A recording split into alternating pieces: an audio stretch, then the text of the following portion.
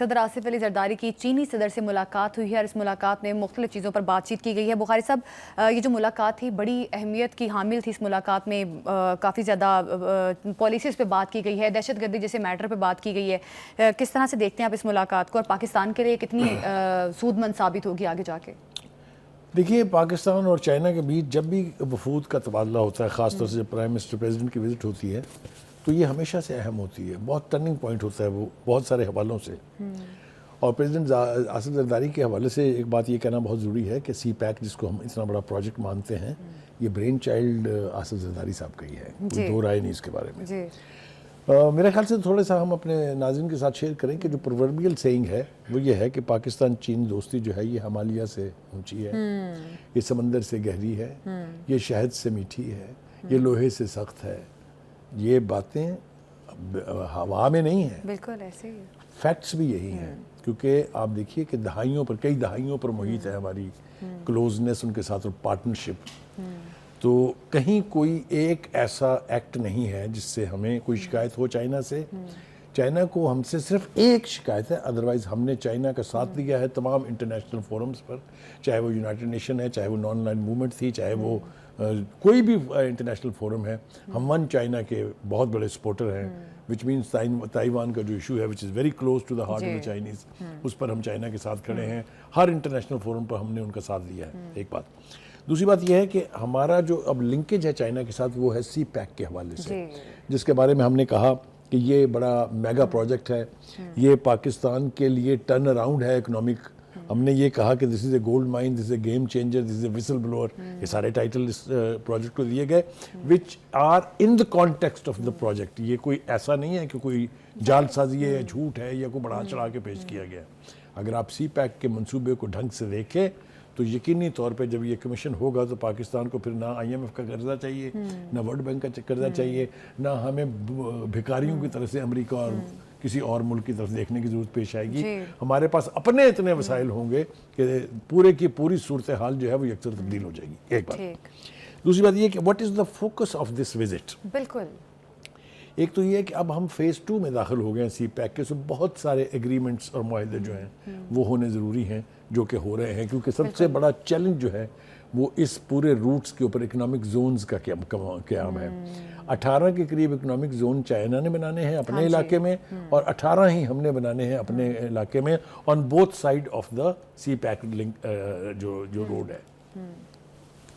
हमने काम ज़रा तख़ीर से शुरू किया वहाँ, चूँकि हमारे यहाँ आपको पता है पॉलिटिकल स्टेबिलिटी ना हो तो फिर मेगा प्रोजेक्ट्स के ऊपर काम वैसे भी स्लो हो जाता है। लेकिन अगर कौम को इमरान खान साहब जैसा लीडर मिल जाए तो फिर अल्लाह के फजल से 4 साल तक उसके ऊपर एक ईंट नहीं रखी जाती दोबारा। तो ये भी बहुत बड़ा सेटबैक था। लिहाजा फेज़ 2 में जाने के लिए बहुत सारे नए एग्रीमेंट्स की ज़रूरत थी, जो कि अब हो रहे हैं साथ साथ। जो सबसे बड़ा कंसर्न है चाइना का, चाइना हमारे लिए कुछ भी करने को तैयार है, लेकिन उसको अपने इंजीनियर्स की, अपने वर्कर्स की सिक्योरिटी जो है उसके ऊपर तहफ़्फ़ुज़ात हैं, और बहुत सीरियस तहफ़्फ़ुज़ात हैं।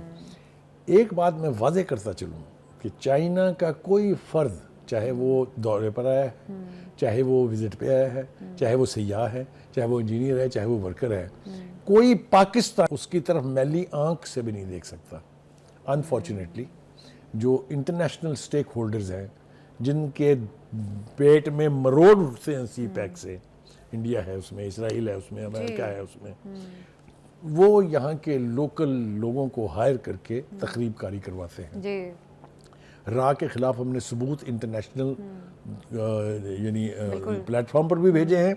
हमने इम्पॉर्टेंट जो कैपिटल्स हैं वर्ल्ड के, ख़ासतौर से 5 जो परमानेंट मेंबर हैं यूनाइटेड नेशन के, उनके फॉरेन ऑफिसर्स को डॉसियर्स भिजवाए हैं कि ये देखो इंडिया क्या कर रहा है। और वो जो अजीत डोवल है, जो उनका नेशनल सिक्योरिटी एडवाइज़र था, यानी कौमी सलामती का मशीर था, उसने एक सेल कायम कर रखा है जिसका टाइटल है डिस्ट्रॉय सी पैक। जी, हुकूमत भारत जो है, मोदी साहब का अल्लाह ताला इनका नाश करे, $1 बिलियन देते हैं वो अजीत डोवल को बलोचिस्तान में सी पैक के खिलाफ तकरीबकारी के लिए।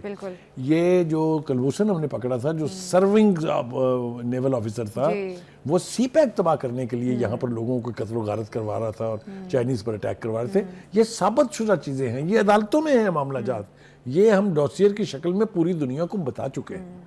लिहाजा इस दौरे का इशू तो दहशतगर्दी का है ना, और और चाइना भी कंसर्न ये है दहशतगर्दी ही तो security है को ना। लेकर, बलूचिस्तान exactly। में जितनी इंसर्जेंसी है वो सी पैक को लेके है, जो दूसरा पार्ट है वो केपीके में है। बिल्कुल लेकिन जो बलूचिस्तान में तकरीबकारी हो रही है वो सिर्फ सी पैक को तबाह करने के लिए है। बिल्कुल।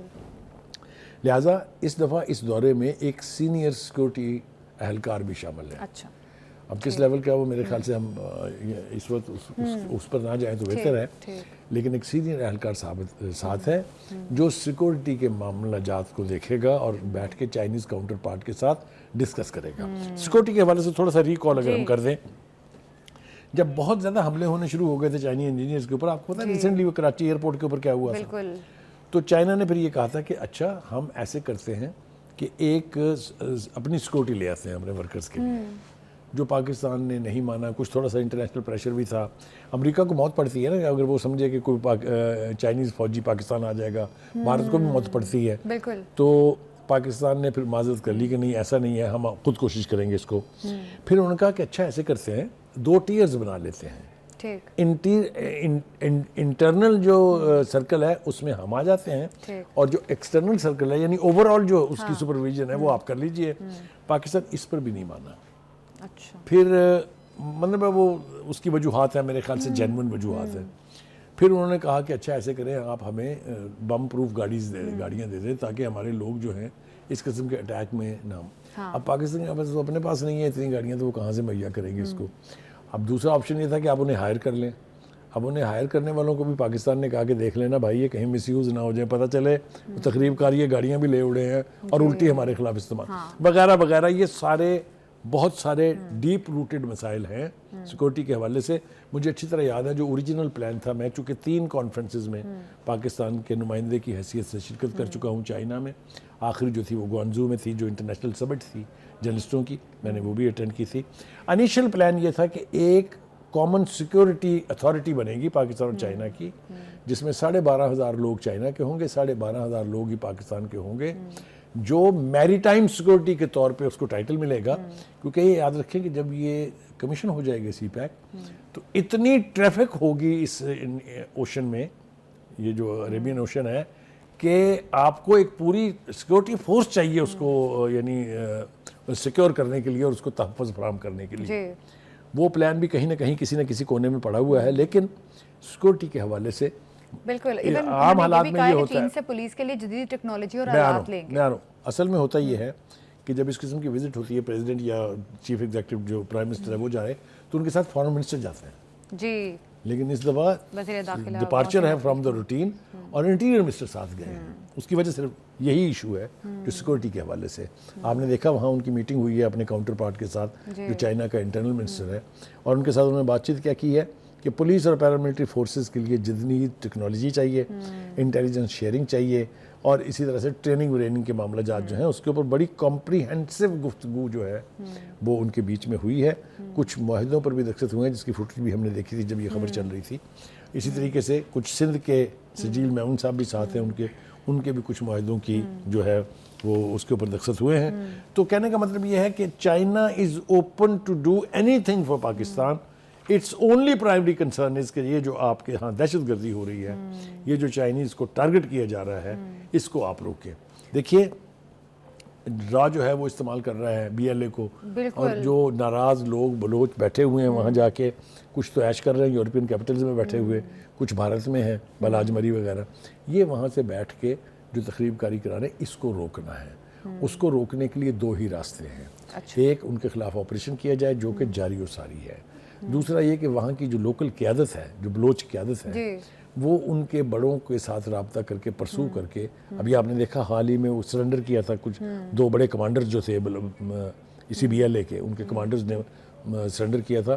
बिल्कुल, तो उसके उस वक्त भी अप्रोच यही थी, इसीलिए TV पर उसकी भरपूर कवरेज की गई थी कि बाकी के लोग जो गुमराह किए गए हैं, जो हिंदुस्तान के पैसों के ऊपर पल रहे हैं और यानी जलावतनी की ज़िंदगी गुजार रहे हैं, उनको चाहिए कि वो वापस आए मेन स्ट्रीम में, अपने मुल्क की खिदमत करें, अपने मुल्क को नुकसान पहुँचाने वाली कुव्वतों के ख़िलाफ़ बरसरे पैकार हो। तो हम तवक्को करते हैं कि बलूचिस्तान में इस सूरत हाल के ऊपर काबू पाया जाएगा और चाइना के तहफ़्फ़ुज़ात को दूर करने के लिए प्रैक्टिकल बिल्कुल इक़दामात किए चाइना के जाएंगे। तहफ़्फ़ुज़ात को दूर करने के लिए पाकिस्तान प्रैक्टिकली जो है इसमें इक़दामात करेगा। अब ये